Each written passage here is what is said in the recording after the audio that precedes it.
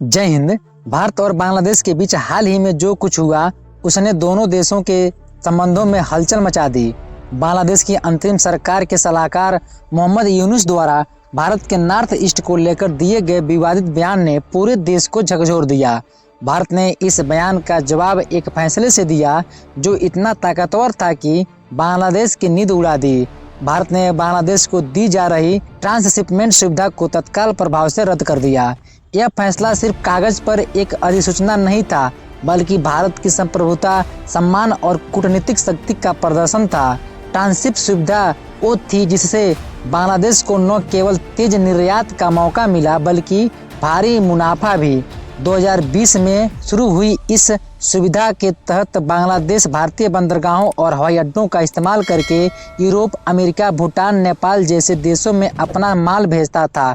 इससे न केवल उनकी लागत 1/3 तक घटती थी, बल्कि डिलीवरी भी तेज होती थी।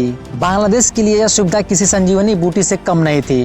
खासकर परिधान उद्योग, जो उनकी अर्थव्यवस्था की रीढ़ है, इस सुविधा से सबसे अधिक लाभ उठा रहा था। 2023-24 में बांग्लादेश ने करीब $47 बिलियन मूल्य के कपड़े निर्यात किए, जो उनके कुल निर्यात का 84% है। इस उद्योग में 4 मिलियन से ज्यादा लोग काम करते हैं, जिनमें अधिकतर महिलाएं हैं। भारत की ओर से सुविधा रद्द होते ही असर दिखने लगा। भूटान भेजे जा रहे परिधान से भरे ट्रकों को भारतीय बंदरगाहों पर रोक दिया गया। शिपमेंट एजेंट्स को स्पष्ट रूप से कह दिया गया, अब रास्ता बंद है। सिर्फ यही नहीं, भारतीय हवाई अड्डों से हर हफ्ते जो 600 टन कपड़ा जाता था, अब वो भी रुक गया है। ये सिर्फ एक कूटनीतिक निर्णय नहीं था, ये भारत की चेतावनी थी। भारत ने यह स्पष्ट कर दिया कि वो अपने हितों और गरिमा से समझौता नहीं करेगा। जो सुविधा केवल मित्रता के नाम पर दी गई थी, उसका जब दुरुपयोग हुआ तो भारत ने बिना किसी हिचकिचाहट के उसे खत्म कर दिया। अब बांग्लादेश की सरकार उन्हें डर सता रहा है कि कहीं बांग्लादेश रेडीमेड गारमेंट्स निर्यात में तीसरे स्थान पर न खिसक जाए।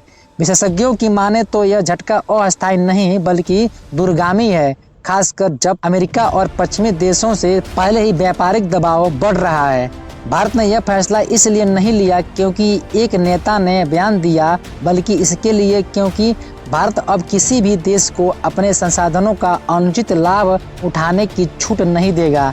यह कहानी सिर्फ ट्रांसशिपमेंट की नहीं है, यह कहानी एक आत्मनिर्भर संप्रभु भारत की है, जो अब न सिर्फ जवाब देता है, बल्कि ऐसा जवाब देता है कि दूसरे देश 2 बार सोचें।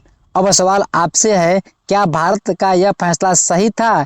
क्या भारत को ऐसे ही हर कदम पर अपने स्वाभिमान की रक्षा करनी चाहिए? कमेंट में अपनी राय जरूर दें। जय